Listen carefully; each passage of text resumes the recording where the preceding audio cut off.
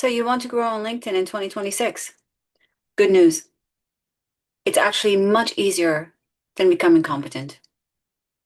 First, you want to stop writing insightful posts. Nobody has time to read those anymore. What you want is emotional surface optimization. Let me explain. Step 1, you need a psychologically safe identity. Something warm, something morally pre-approved. Girl dad, Jesus follower, empathetic leader, human-centered technologist. What you're looking for is that nobody can disagree with it. You are no longer building a professional profile. You are building emotional clearance. Now, step 2, you need intimacy signaling. Now, you don't want to go too intimate. This is still LinkedIn after all. You want accidentally vulnerable, but professionally lit. For example, you want to include photos staring thoughtfully out of a window, coffee shop laptop shots, gym selfies disguised as discipline, soft focus authenticity. Bonus points if the post starts with, I wasn't going to share this, but excellent engagement phrase. I've seen it work. Now, step 3, if your content isn't performing, you need to introduce biological differentiation. And yes, that sounds clinical, but just watch the feed. And when I was talking about being too intimate earlier, I mean, go really intimate. When informational differentiation collapses, platforms drift towards biological signaling. Meaning, if everybody is producing AI slop, which is becoming more and more obvious, especially the flyers that you, then attention migrates towards beauty and charisma, seduction, identity, status, pseudo-intimacy, and algorithm adapts. You can literally watch it happen. Posts with carefully calibrated attractiveness, emotional vulnerability, and lifestyle signaling.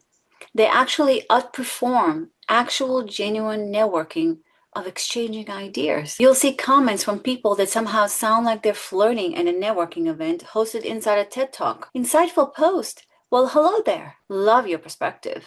Wow, thanks for sharing this. According to Goodhart's law, when a measure becomes a target, it ceases to be a good measure. And once attention becomes the metric, everything reorganizes around it. Professionalism slowly becomes performance. Competence becomes aesthetic. Authority becomes emotional branding.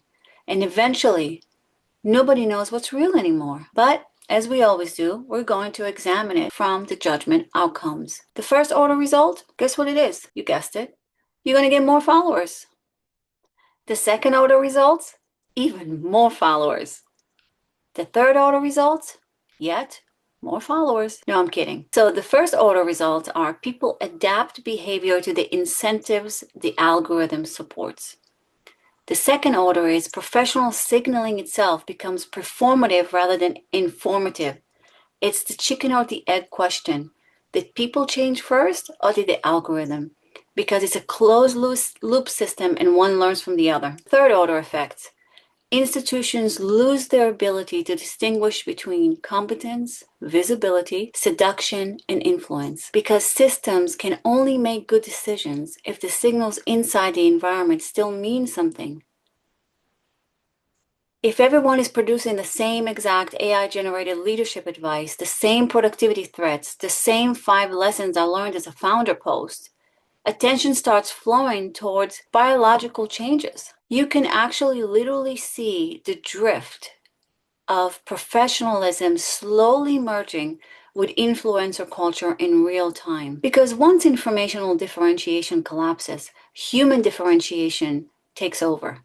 Meaning if everyone is producing the same AI-generated leadership advice, the same 5 lessons I learned as a founder posts, attention starts flowing towards attractiveness, emotional exposure, identity signaling, pseudo-intimacy, and biological cues. The platform adapts. The people adapt with it. The algorithm adapts.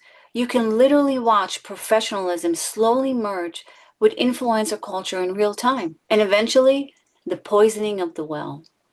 Because once platforms begin rewarding attention over competence, seduction over substance, performance over meaning, the platform itself starts degrading. And after a certain point, nobody can reliably distinguish between expertise or influence, authority or manipulation anymore. They collapse together. I will leave you with this. As I get ready for my photo shoot for my next LinkedIn post, I will leave you with this. 1 teaspoon of wine in a barrel of shit is still shit.